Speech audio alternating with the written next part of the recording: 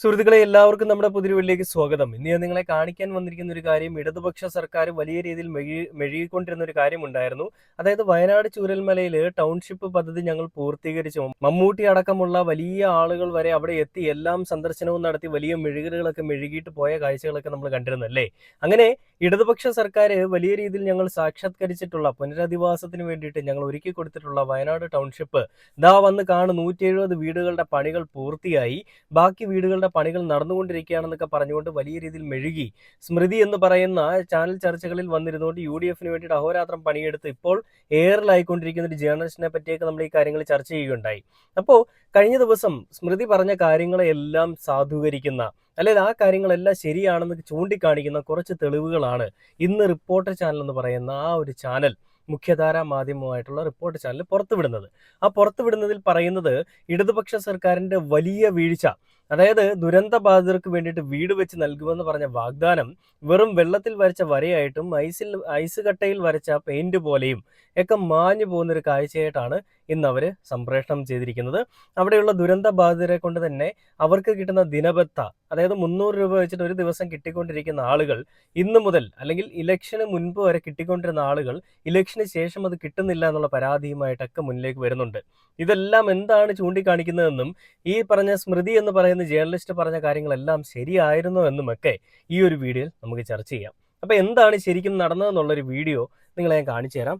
അത് കണ്ടിട്ട് അവിടെയുള്ള ജനങ്ങളുടെ അവരുടെ ഒരു റെസ്പോൺസ്, അല്ലെങ്കിൽ അവരുടെ വിഷമം, ആ സങ്കടകരമായ കാഴ്ചകൾ കൂടി നമുക്ക് ചർച്ച ചെയ്യാം. നേരെ നമുക്ക് ഈ ഒരു വീഡിയോയിലേക്ക് പോകാം. മാധു, ഞാൻ ഈ വീടുകളുടെ ഉൾഭാഗത്തേക്ക് പോകാം. അതായത് അന്ന് ഉദ്ഘാടനം നടക്കുന്ന സമയത്ത് ഈ ഭൂമിയുടെ പട്ടയം കൃത്യമായി ആളുകൾക്ക് നൽകിയിരുന്നു. പക്ഷേ ഈ വീടുകളുടെ നിർമ്മാണ പ്രവൃത്തി പൂർത്തിയായിട്ടില്ല എന്നാണ് ഞാൻ മനസ്സിലാക്കുന്നത്. നമുക്ക് ആ ദൃശ്യങ്ങളിൽ കാണാം. ഇത് ഒന്നാമത്തെ ഫേസ് 1-ലുള്ള 1A 11 എന്ന വീട്ടു നമ്പറാണ്. ഇദ്ദേഹം ഉരുൾപൊട്ടൽ ദുരന്ത ബാധിതരാണ്. അണ്ണയ്യനാണ്. നേരത്തെ അദ്ദേഹത്തെ പരിചയമുള്ള ആളാണ്. അണ്ണയ്യന് ഒരുപാട് നഷ്ടങ്ങളൊക്കെ ഉണ്ടായ അണ്ണയ്യന്റെ വീടാണല്ലത്? അതെ, എൻ്റെ വീടാണ്. A111 ഈ A1 തന്നെ ഈ മൊത്തം വീടും പണി തീർത്തിട്ടില്ല. A1 ഫസ്റ്റത്തെ വീട് തന്നെ പണി തീർത്തിട്ടില്ല. എന്റെ വീട്ടിലെ പണി എവിടം വരെ? എൻ്റെ പണി എന്ന് വെച്ചാൽ നമുക്ക് ആ ദൃശ്യങ്ങളിലേക്ക് പോകാം. ടോണി, എൻ്റെ വീടിൻ്റെ പണി എന്ന് പറഞ്ഞാൽ ക്ലോസറ്റിൻ്റെ പണി തീർന്നിട്ടില്ല, ബേസിങ്ങിൻ്റെ പണി തീർന്നിട്ടില്ല. മൊത്തത്തിൽ എന്ന് പറഞ്ഞാൽ 70% പണി നടന്നിട്ടുള്ളൂ. 30% പണി ഇനി ബാക്കി കിടക്കാണ്. കോമ്പൗണ്ടെല്ലാം അങ്ങനെ തന്നെ കിടക്കുന്നുണ്ട്. ഇപ്പോൾ കോമ്പൗണ്ടിന്റെ വാളിന്റെ നിർമ്മാണം കോമ്പൗണ്ടിൻ്റെ വാളുവിൻ്റെ പണിയും പോലും പൂർത്തിയാകാതെ കിടക്കുകയാണ്. ചെയ്യുന്നുണ്ടെന്ന് പറയുന്നുണ്ട്, പക്ഷേ ഇവിടെ ജോലിക്കാരില്ല. അവരെയൊക്കെ ഇലക്ഷന് പോവുക എന്ന് പറഞ്ഞിട്ട് ബീഹാറിലേക്ക് ബംഗാൾക്ക് പോയിട്ടുണ്ട്. പക്ഷെ ഒന്നും തിരിച്ചു വന്നിട്ടില്ല. ഇനി ഇതെപ്പം നടക്കുമെന്ന് ഞങ്ങൾക്ക് അറിയുന്നില്ല. ഞങ്ങളെ സംബന്ധിച്ച് പിന്നെ അന്ന് രാജ മിനിസ്റ്റർ പറഞ്ഞ് ഇവിടെ ഉദ്ഘാടനത്തിൻ്റെ അന്ന് ഞങ്ങൾ ഇത് തറയിടും, തറേൻ്റെ മുകളിൽ കല്ല് വെക്കും, കല്ലിൻ്റെ മുകളിൽ ഇഷ്ടിക വെക്കും എന്ന് പറഞ്ഞ്. പക്ഷേ ഇഷ്ടികൻ്റെ മുകളിൽ ഇപ്പോൾ ഞങ്ങൾ മണ്ണ് വാരിയിടേണ്ട സ്ഥിതിയിലേക്കാണ് പോകുന്നത്. ഈ A1 10-15 വീടും ഒരു പണിയും തീർന്നിട്ടില്ല, ഫസ്റ്റ് ഫേസിൽ തന്നെ. പിന്നെ ഞങ്ങളുടെ വീടിന്റെ അടുക്കളയുടെ പണി, ഒപ്പം ബാത്റൂം ടോയ്ലറ്റിന്റെ ഒക്കെ പണി കഴിഞ്ഞു? ഇല്ല, ഒന്നും കഴിഞ്ഞിട്ടില്ല. എല്ലാം അങ്ങനെ കിടക്കുകയാണ്. മാധു, നമുക്ക് ദൃശ്യങ്ങളിൽ കാണാം. ഈ വീടുകളുടെ വയറിംഗ് നിർമ്മാണ പ്രവൃത്തി അടക്കം ഇനിയും പൂർത്തിയാക്കേണ്ടതുണ്ട്. ഒപ്പം ബാത്റൂമിന്റെ ടോയ്ലറ്റിന്റെ പണി തീർന്നിട്ടില്ല. കോമ്പൗണ്ടിംഗ് വാളുകളുടെ പണി പൂർത്തിയാക്കാനുണ്ട്. ഏപ്രിൽ 5 തീയതിക്കുള്ളിൽ നിങ്ങൾക്ക് താമസം മാറാം, അല്ലെങ്കിൽ അങ്ങനെയൊന്നും ആയിരുന്നില്ലല്ലോ പറഞ്ഞിട്ടുണ്ടായിരുന്നത്. ഈ വെള്ളവും വൈദ്യുതിയും ഒരുമിച്ചുള്ള വീടുകൾ എന്ന നിലയ്ക്ക് അതിനുവേണ്ടിയുള്ള പൊതു സംവിധാനങ്ങൾ ഒരുക്കുന്നതിനുള്ള താമസമാണ് എന്നായിരുന്നല്ലോ പറഞ്ഞിരുന്നത്. ഇതിപ്പോൾ ഓരോ വീടും എടുത്തു നോക്കുമ്പോൾ വയറിംഗ് പൂർത്തീകരിക്കാനുണ്ട്, പ്ലംബിംഗ് പൂർത്തീകരിക്കാനുണ്ട്, ടോയ്ലറ്റുകളുടെ പണി പൂർത്തീകരിക്കാനുണ്ട്, എന്തിന് തറ പോലും ചെയ്തെടുക്കേണ്ടുന്ന സാഹചര്യമുണ്ട്. ഒരു മാസത്തെയെങ്കിലും പണി, രാവും പകലുമൊക്കെ പണിയുന്നു എന്നായിരുന്നു ദീപക് ഒരു കാലത്ത് കേട്ടത്. കണ്ടില്ലേ, ഈ റിപ്പോർട്ടർ ചാനലിൽ പോയിട്ട് ഷൂട്ട് ചെയ്തിരിക്കുന്ന, അല്ലെ അവിടുത്തെ യാഥാർത്ഥ്യം എന്താണെന്നുള്ളത് പ്രേക്ഷകരിലേക്ക് എത്തിക്കുന്ന ഒരു വീഡിയോ ആണ് നിങ്ങൾ കാണുന്നത്. ഇടതുപക്ഷ സർക്കാർ ഇത്രയും നാളും അപ്പോൾ ജനങ്ങളെ പറ്റിച്ചുകൊണ്ടിരിക്കുകയായിരുന്നോ? വയനാട്ടിലെ ജനങ്ങളടക്കം ഈ മാധ്യമങ്ങളിൽ കൂടി വാർത്തകൾ അറിയുന്ന എല്ലാ ആളുകളെയും, അല്ലെങ്കിൽ ഈ കേരളത്തിലുള്ള എല്ലാ ജനങ്ങളെയും പറ്റിച്ചുകൊണ്ടിരിക്കുകയായിരുന്നു. മമ്മൂട്ടി അടക്കമുള്ള എല്ലാ ഒരു ഇടതുപക്ഷത്തിനോട് അനുഭവമുള്ള, അല്ലെങ്കിൽ ഇടതുപക്ഷത്തിനോട് ചായ്വുള്ള ആളുകളെ എല്ലാം പറ്റിച്ചുകൊണ്ടിരിക്കുകയായിരുന്നു. നമ്മളിപ്പോൾ അങ്ങനെ ചിന്തിക്കേണ്ടി വരും കേട്ടോ. ഈ ഒരു വിഷയങ്ങൾ വരുമ്പോൾ അങ്ങനെ തന്നെ ചിന്തിക്കേണ്ടി വരും. ഇത് ശരിക്കും എന്തിൻ്റെ പേരിലുണ്ടായ ഒരു വീഡിയോ ആണ്, അല്ലെ എന്തിൻ്റെ പേരിൽ കണ്ടുപിടിച്ചൊരു നടപടി, അല്ലെങ്കിൽ എന്തിൻ്റെ പേരിൽ കണ്ടുപിടിച്ച കാര്യങ്ങളാണിത്? അന്വേഷണമാണ് ശരിക്കും പറഞ്ഞാൽ? ഇത് സ്മൃതീഷിനെ വെള്ള പൂശാൻ വേണ്ടിയിട്ട് റിപ്പോർട്ടർ ചാനൽ ഇറങ്ങിയിരിക്കുന്ന ഒരു കാഴ്ചയല്ലേ നിങ്ങൾ കാണുന്നത്? അത് തന്നെയാണ് ഞാൻ ആദ്യമേ പറഞ്ഞു. ഇതിന്റെ പിന്നിലെ സത്യാവസ്ഥ എന്താണെന്നും എന്താണ് ഇവിടെ നടന്നിരിക്കുന്നതെന്നുമുള്ളൊരു വീഡിയോ അല്ലെങ്കിൽ അതിനെപ്പറ്റി ഞാൻ ഈ വീഡിയോയിൽ പറയുന്നുണ്ടെന്നുള്ളത്. നമുക്കറിയാം, കഴിഞ്ഞ ദിവസങ്ങളിൽ ചാനൽ ചർച്ചകളിൽ വന്നിരുന്നുകൊണ്ട് വയനാട്ടിലെ ആ പാവപ്പെട്ട ജനങ്ങളെ പറ്റി വളരെ വൃത്തികേടുകൾ പറഞ്ഞ സ്മൃതീഷൻ എന്ന് പറയുന്ന സതീശൻ ജിയോടൊക്കെ വലിയ ബഹുമാനമുള്ള UDF വേണ്ടിയിട്ട് അഹോരാത്രം പണിയെടുക്കുന്ന പ്രോ ലെഫ്റ്റ് ആയിട്ടുള്ള ജേർണലിസ്റ്റ് കാണിച്ച തോന്നിവാസം അല്ലെങ്കിൽ തന്തയ്ക്ക് പ്രകാഴിക, ഇത് വലിയ രീതിയിൽ സാമൂഹിക മാധ്യമങ്ങൾ അടക്കം എല്ലാ ആളുകളും ചർച്ചാ വിഷയമാക്കുകയും വലിയ രീതിയിൽ വൻ വിമർശനത്തിന് വിധേയമായ ഒരു കാര്യമാവുകയും ചെയ്തപ്പോൾ റിപ്പോർട്ട് ചാനൽ സഹജീവി മനോഭാവം കാണിച്ചതിന്റെ ഒരു കാഴ്ചയാണ് നിങ്ങൾ കാണുന്നത്. ഇത്രയും നാളും LDF എല്ലാം ചെയ്യുന്നുണ്ട്, LDF വേണ്ടിയിട്ട് ഞങ്ങൾ എല്ലാ പണിയും ചെയ്യും, അല്ലെങ്കിൽ LDF വേണ്ടിയിട്ട് ഞങ്ങൾ അഹോരാത്രം പണിയെടുക്കുമെന്ന് പറഞ്ഞുകൊണ്ട് നിന്നൊരു ചാനല് ഇന്ന് സ്മൃതിക്കിട്ടൊരു പണി കിട്ടിയപ്പോൾ അതിന്റെ മനോവിഷമം കൊണ്ട് അല്ല അതിലുണ്ടാവുന്ന മനം നൊന്തത് കൊണ്ട് ആ പറയുന്ന സ്മൃതിക്ക് വേണ്ടിയിട്ട് LDF ഇട്ട് കൊട്ടാൻ വേണ്ടിയിട്ട് ഇറങ്ങി തിരിച്ചിരിക്കുകയാണ്. ഈ വീഡിയോ നിങ്ങൾ കണ്ടില്ലേ? എന്തെങ്കിലും ലോജിക്കുള്ള ഒരു വീഡിയോ ആണ്, അല്ലെ എന്തെങ്കിലും ലോജിക്കുള്ള ഒരു കാര്യമാണോ ആ ഗൃഹനാഥൻ പറയുന്നത്? ആ വീടുകളുടെ അവസ്ഥ നിങ്ങൾ കണ്ടില്ലേ? ഒരു സർക്കാർ വെച്ച് കൊടുക്കുന്ന വീടുകൾ നമുക്ക് എങ്ങനെയാണെന്ന് അറിയാം അല്ലേ? ഇതിന് മുൻപുണ്ടായിരുന്ന UDF സർക്കാർ ഉണ്ടായിരുന്ന സമയത്ത് എൻ്റെ വീടിൻ്റെ അടുത്തേക്ക് കുറേ ആളുകൾക്ക്, വീടില്ലാത്ത ആളുകൾക്ക് വീട് നൽകുന്ന പദ്ധതി എന്നൊക്കെ പറഞ്ഞിട്ട് വീടുകളൊക്കെ കിട്ടിയിട്ടുണ്ട്. അത് സർക്കാർ വെച്ച് കൊടുക്കുന്ന വീടിന് സർക്കാരിൻ്റെ മറ്റേ പേരും സീലും ഒക്കെ റൗണ്ടിൽ ഇങ്ങനെ മഞ്ഞ വരയൊക്കെ വരച്ചിട്ട് അതിൽ എഴുതി കൊടുത്ത് രേഖപ്പെടുത്തിയിരിക്കുന്നതൊക്കെ ഞാൻ കണ്ടിട്ടുണ്ട്, കെട്ടിട നമ്പറൊക്കെ. അങ്ങനെ ഇരിക്കുന്ന ഒരു സാഹചര്യത്തിൽ വയനാട് ടൗൺഷിപ്പ് എന്ന് പറഞ്ഞുകൊണ്ടൊരു വീട് വെച്ച് കൊടുക്കുന്നത് അത് സർക്കാർ ചെയ്തു കൊടുക്കേണ്ടത് തന്നെയാണ്. എല്ലാ സർക്കാരും ചെയ്യണം, ഒരു സർക്കാർ മാത്രമല്ല. UDF സർക്കാർ അന്ന് അങ്ങനെയാണ് വീട് വെച്ച് നൽകിയതെങ്കിൽ LDF വേണമെങ്കിൽ അങ്ങനെ തന്നെ ചെയ്യാമായിരുന്നു. പക്ഷെ അവരങ്ങനെ ചെയ്യാതെ എല്ലാ ആളുകൾക്കും ഒരിടത്ത് കൂടി താമസിക്കാൻ വേണ്ടിയിട്ട് അവരുടെ എല്ലാ സൗകര്യങ്ങൾക്കും ഇണങ്ങുന്ന രീതി അല്ലെങ്കിൽ എല്ലാ സൗകര്യങ്ങൾക്കും ഒതുങ്ങുന്ന രീതിയിൽ ഒരു വീട് വെച്ച് നൽകുക.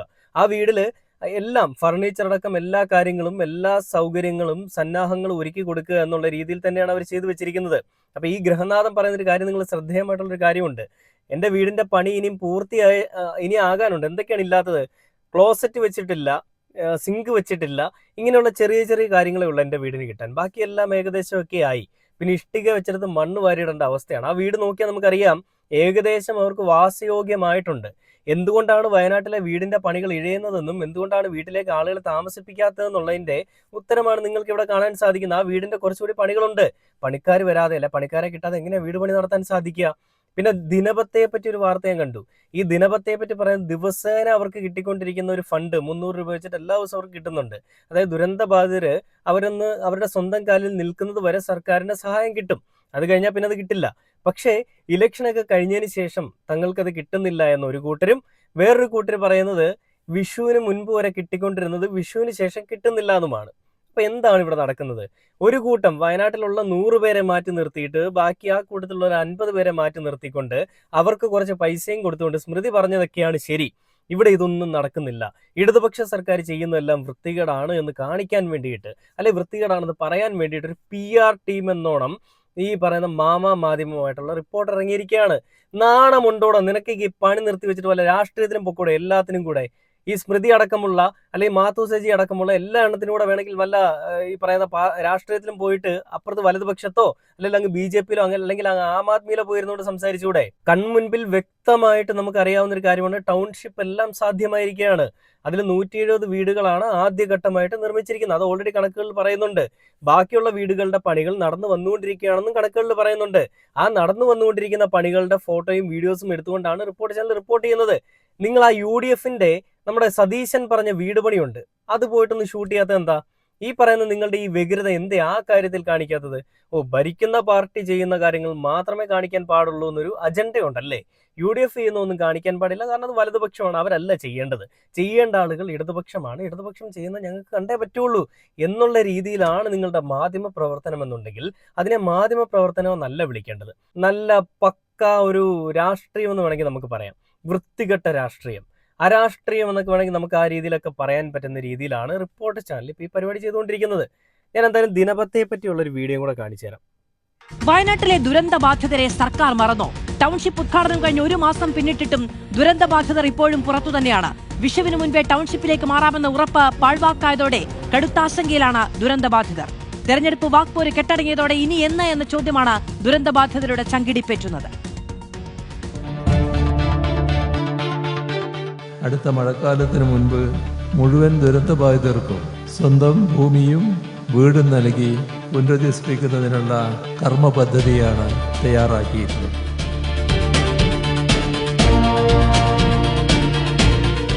വിഷുവിന് മുന്നേ തരാമെന്നൊക്കെ പറഞ്ഞതാണ്, കിട്ടിയില്ല. വാടക വീട്ടിലാണ്, 6000 രൂപ വാടക തന്നു. കണ്ടില്ലേ, നല്ല രീതിയിൽ പണിയെടുത്തിട്ടുണ്ട്. മുഖ്യമന്ത്രി പറഞ്ഞിരിക്കുന്ന കാര്യങ്ങളൊക്കെ വെച്ചുകൊണ്ട് വലിയ രീതിയിൽ പണിയെടുത്തിട്ടുണ്ട്. ഞാൻ ഇതിനെപ്പറ്റി കൂടുതലായിട്ട് പറയുന്നതിന് മുൻപ് ആ ദിനപത്തയെ പറ്റി പറയുന്ന ഒരു കാര്യം കൂടി നിങ്ങളെ കാണിച്ചു തരാം. ഉരുൾപൊട്ടൽ ദുരന്ത ബാധിതരുടെ 9,000 രൂപ ദിനപത്തയും ഭക്ഷ്യക്കൂപ്പണും മുടങ്ങിയെന്ന് പരാതി. ദുരന്ത ബാധിതരായ 1184 പേർക്കുള്ള സഹായമാണ് മുടങ്ങിയത്. ഈ മാസത്തെ ഫുഡ് കൂപ്പണും ഇതുവരെ കിട്ടിയിട്ടില്ല. ദീപക് മോഹൻ തയ്യാറാക്കിയ റിപ്പോർട്ട് കാണാം. ഉരുൾപൊട്ടൽ ദുരന്തബാധിതർക്കായി സർക്കാർ നിർമ്മിക്കുന്ന ടൗൺഷിപ്പിന്റെ താക്കോൽ ദാന ഉദ്ഘാടനം മാർച്ച് 1-നാണ് മുഖ്യമന്ത്രി നിർവഹിച്ചത്. പിന്നീട് ഫേസ് 1-ലുള്ള 178 വീടുകളുടെ നിർമ്മാണ പ്രവൃത്തി ഉടൻ തന്നെ പൂർത്തിയാക്കും എന്ന് അറിയിച്ചിരുന്നു. എന്നാൽ ദുരന്തബാധിതരെ സംബന്ധിച്ചിടത്തോളം ഇപ്പോഴും വലിയ ഒരു ആശങ്ക നിലനിൽക്കുന്നുണ്ട്. അവർക്ക് നേരത്തെ ദിനപത്ത എന്ന തോതിൽ ദിവസം 300 രൂപ വെച്ച് ഒരു മാസം ഒരു കുടുംബത്തിന് 2 പേർക്ക് 9,000 രൂപ വെച്ച് 18,000 രൂപ നൽകിക്കൊണ്ടിരുന്നതാണ്. എന്നാൽ ഇപ്പോൾ അതൊക്കെ മുടങ്ങി എന്നൊരു ആരോപണവുമായി ദുരന്തബാധിതർ രംഗത്തെത്തിയിരിക്കുകയാണ്. എന്നോടൊപ്പം ഇവിടെയുള്ളൊരു ദുരന്തബാധിതൻ ഉണ്ണികൃഷ്ണൻ ചേരുകയാണ്. എന്താ സ്ഥിതി? ഇപ്പോൾ മാസം കിട്ടേണ്ട ദിനപത്ത കിട്ടുന്നുണ്ടോ? ഇല്ല, അപ്പോൾ കിട്ടിയിട്ടില്ല. വിഷുവിന് മുന്നേ കിട്ടണ്ടായിരുന്നു, കിട്ടിയില്ല. അതുപോലെ കൂപ്പണും കിട്ടിയിട്ടില്ല. 5-ാം തീയതിയുള്ളിൽ കയറുന്നതാണ്, ബാങ്കിലേക്ക് കയറുന്നത്. 2 പേർക്ക് 18,000 രൂപ കിട്ടും, അത് കിട്ടിയില്ല. പണിക്ക് പോകാനും പറ്റില്ല. വാടക വീട്ടിലാണ്, 6000 രൂപ വാടക തന്നു. വീടുകളുടെയൊക്കെ നിർമ്മാണ പ്രവൃത്തി പൂർത്തിയാക്കി വിഷുവിന് മുൻപേ തന്നെ വിഷു കൈനീട്ടം എന്ന രീതിയിൽ തരാന്നൊക്കെ അന്ന് പറഞ്ഞ 5-ാം തീയതിയുള്ളിൽ കയറിക്കൂടാ. ഏപ്രിൽ 5-ാം തീയതിക്ക് മുമ്പായിട്ട് കയറിക്കൂടാന്നാണ് പറഞ്ഞത്. ഇപ്പോൾ മെയ് 20-ലേക്ക് കടന്നു. വീടിന്റെ പണി പൂർത്തിയായിട്ടില്ല എന്നുള്ളൊരു കാര്യത്തിൽ നിങ്ങൾക്ക് ദുരന്തബാധിതരെ സംബന്ധിച്ചിടത്തോളം വീടിൻ്റെ ഫുൾ പണി കഴിഞ്ഞിട്ടുണ്ട്. ഇനി കുറച്ച് പറഞ്ഞാൽ ചെറിയ പേച്ച് വർക്കും കാര്യങ്ങളൊക്കെ ഉള്ളൂ. ഈ കല്ലിൻ്റെ കണ്ടില്ലേ, കുത്തിത്തിരിപ്പറ്റി പീക്ക് ലെവൽ എന്ന് വേണമെങ്കിൽ പറയാം. വീടിന്റെ പണികൾ തീർന്നിട്ടില്ല എന്ന് മാപ്ര ചോദിക്കുമ്പോൾ അദ്ദേഹം പറയുന്നുണ്ട്, ഉള്ള കാര്യം ഉള്ളതുപോലെ അദ്ദേഹം പറയുന്നുണ്ട്, വീടിന്റെ പണിയൊക്കെ പൂർണ്ണമായിട്ടും കഴിഞ്ഞു, ഇനി ചെറിയ അറ്റകുറ്റപ്പണികളൊക്കെ ഉള്ളൂ. അതുകൂടെ കഴിഞ്ഞ് കഴിഞ്ഞാൽ വീട് റെഡിയാണ്. കയറി താമസിക്കാനായിട്ടുള്ള സന്നാഹങ്ങൾ ഒരുക്കിയിട്ടില്ല.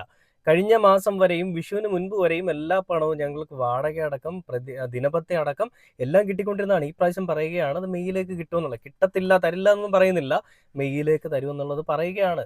730 കോടി രൂപ പിരിച്ചതിൽ എവിടെ പോയി എന്നൊക്കെ ചോദിക്കുന്ന ആളുകളൊക്കെ ഉണ്ട്. നിങ്ങൾ ഇതൊന്ന് കാണണം. ശരിക്കും പറഞ്ഞാൽ കുത്തിത്തിരിപ്പ് ഉണ്ടാക്കാൻ വേണ്ടിയിട്ട് റിപ്പോർട്ടർ ടിവിയും സംഘവും ഇറങ്ങിയതാണെന്നുണ്ടെങ്കിലും ഇതൊരു വസ്തുതയാണ്, അല്ലെങ്കിൽ ഇതൊരു സത്യാവസ്ഥയാണ്, അല്ലെങ്കിൽ ഒരു നേർക്കാഴ്ചയാണ് വിളിച്ചു കാണിക്കുന്നത്. ഇടതുപക്ഷ സർക്കാർ ചെയ്യുന്നില്ല എന്ന് നിങ്ങൾ പറയുന്ന കാര്യങ്ങൾ പലതും അവർ ചെയ്തു കൊടുക്കുന്നുണ്ട്. അവർക്ക് ദിനപത്ത എന്ന് പറയുന്ന ഒരു സാധനം അവർക്ക് കൊടുക്കുന്നുണ്ട്. അവർക്ക് വാടക, വീടില്ലാത്തവർക്ക് വാടക കൊടുക്കുന്നുണ്ട്. അവർക്ക് ബാക്കിയുള്ള എല്ലാ കാര്യങ്ങളും, എല്ലാ സൗകര്യങ്ങളും കൊടുക്കുന്നുണ്ടെന്നേ. ഇതൊക്കെ കൊടുത്തിട്ടും നിങ്ങൾക്ക് അതിനിടയിൽ കൂടി കുറച്ച് കുത്തിത്തിരിപ്പ് ഉണ്ടാക്കണം. നിങ്ങൾ പറയുന്നത് വയനാട്ടിൽ ഒരു ദുരന്ത ബാധിതനെ പറ്റിയാണ്. അവിടെ 1000-കണക്കിന് ആളുകളുണ്ട്. ഈ 1000-കണക്കിന് ആളുകളുടെ എല്ലാവരുടെയും ഒപ്പീനിയൻസ് എന്തുകൊണ്ട് നിങ്ങൾ എടുക്കുന്നില്ല? ഇങ്ങനെയാണെങ്കിൽ നിങ്ങൾക്ക് വേണ്ടത് ഒരു പർട്ടിക്കുലർ വ്യക്തിയാണ്. ഈ വിഷയങ്ങൾ സർക്കാരിനോട് വിമുഖതയുള്ള, സർക്കാർ തരുന്ന കാര്യങ്ങൾ തരുന്നില്ല എന്ന് പറയാൻ വേണ്ടിയിട്ട് അങ്ങനെ ഒരാൾ. പക്ഷെ നിങ്ങൾ കൊണ്ടുവന്ന ആളുകളെല്ലാം അവരുടെ വായിൽ നിന്ന്, എല്ലാവരുടെയും വായിൽ നിന്ന് വരുന്നത് സർക്കാർ ഞങ്ങൾക്ക് എല്ലാം തരുന്നുണ്ട്, പക്ഷേ ഇപ്പോൾ ഈ അടുത്തിടെയായിട്ട് കിട്ടുന്നില്ല എന്നുള്ളതാണ്. എന്നാൽ UDF ആയിരുന്നുണ്ടെങ്കിൽ എല്ലാം കൂടി അങ്ങ് വെട്ടിപ്പൊഴിക്കുക, അങ്ങ് കൊടുത്തേരെ എന്നാണ് മാപ്രയായിട്ടുള്ള നീയൊക്കെ പറയുന്നത്. എടാ, പിരിച്ച 5000 കോടി അല്ല 5 കോടി രൂപ പോലും കൊടുക്കാനായിട്ട് കഴിവില്ലാത്തവന്മാരാണ് എല്ലാവർക്കും ദിവസവും ഈ പറയുന്ന ദിനപത്ത കൊടുക്കാൻ പോകുന്നത്. എന്തൊരു മെഴുകലാണല്ലേ. UDFന് വേണ്ടിയിട്ട് അഹോരാത്രം പണിയെടുക്കാൻ വേണ്ടിയിട്ട് അജണ്ട എടുത്തുകൊണ്ട്, അല്ലെ ഒരു എന്താ പറയുക, അതിന് വേണ്ടിയിട്ട് എഗ്രിമെന്റും ഒപ്പിട്ട്, അല്ലെ എഗ്രിമെന്റും എഴുതിയിരിക്കുന്ന ഒരു കൂട്ടം ആളുകളുടെ ഒരു സംഘമായിട്ട് റിപ്പോർട്ട് ചാനൽ മാറിയിരിക്കുകയാണ്.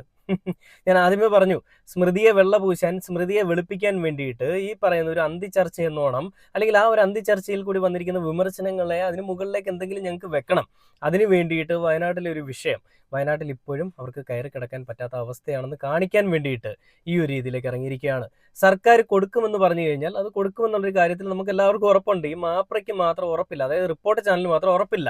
പിന്നെ ഇതെല്ലാം അവിടെ പണിഞ്ഞു വെച്ചത് വെട്ടിപ്പുഴുങ്ങി തിന്നാനാണെന്നാണ് നീയൊക്കെ വിചാരിക്കുന്നത്. കൊടുക്കുമെന്ന് പറഞ്ഞാൽ കൊടുത്തിരിക്കും. അത് എത്ര സമയത്തിനകത്തെന്ന് ചോദിച്ചു കഴിഞ്ഞാൽ അത് ചിലപ്പോൾ 1-2 മാസം കൂടി എക്സ്ട്രാ ആവും. എങ്ങനെ ആയാലും എല്ലാ ആളുകൾക്കും ഒരേപോലെ സൗകര്യമായിട്ട്, അല്ലെ സുഖപ്രദമായിട്ട് ജീവിക്കാൻ വേണ്ടിയിട്ടാണ് അങ്ങനെ അത് വെയിറ്റ് ചെയ്തിരിക്കുന്നത്. അത് മന്ത്രി കെ രാജൻ തന്നെ പറയുകയുണ്ട്, അല്ലേ 1-2 ആളുകൾക്ക് വീട് വെച്ച് കൊടുക്കാനാണെങ്കിൽ നമുക്ക് അങ്ങനെ കൊടുക്കാം. പക്ഷേ അവിടെയുള്ള ആളുകൾ എന്നോട് പറഞ്ഞത്, ഞങ്ങൾക്ക് എല്ലാവർക്കും ഒരേ ദിവസം ഒരുമിച്ച് താമസം ആരംഭിക്കണം, അതിനു വേണ്ടിയിട്ടാണ് ഞങ്ങൾ വെയിറ്റ് ചെയ്യുന്നത്. എല്ലാവർക്കും വേണമെങ്കിൽ അവിടെ ഇവിടെയൊക്കെ പോയി താമസിക്കാം, പക്ഷേ എല്ലാ ആളുകളെയും ഒരുമിച്ച് ഒരൊറ്റ ദിവസം ഒരു ഹൗസ് വാമിംഗ് എന്നോണം, അങ്ങനെ കയറുന്ന രീതിയിൽ ചെയ്തു തന്നാൽ മതി എന്നാണ് കെ രാജൻ്റെ അടുത്ത് പറഞ്ഞത്. അതുകൊണ്ടാണ് പണി പൂർത്തിയായ വീടുകളിൽ ആളെ കയറ്റി താമസിപ്പിക്കാത്തതും ഇപ്പോഴും പൂർത്തിയാകാത്ത വീടുകൾ പണിയാൻ വേണ്ടിയിട്ട് അവർ വെയിറ്റ് ചെയ്തുകൊണ്ടിരിക്കുന്നതും.